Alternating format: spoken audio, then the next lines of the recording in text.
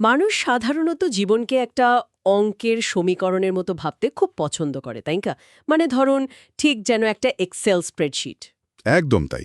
আমরা ভাবি যে যদি একটা নির্দিষ্ট পরিমাণ কঠোর পরিশ্রম করা যায় আর তার পেছনে সময় দেয়া যায়, তাহলে তাহলে দিন শেষে একটা সুন্দর গোছানো সাফল্য আমাদের ঝুলিতে এসে জমা হবে।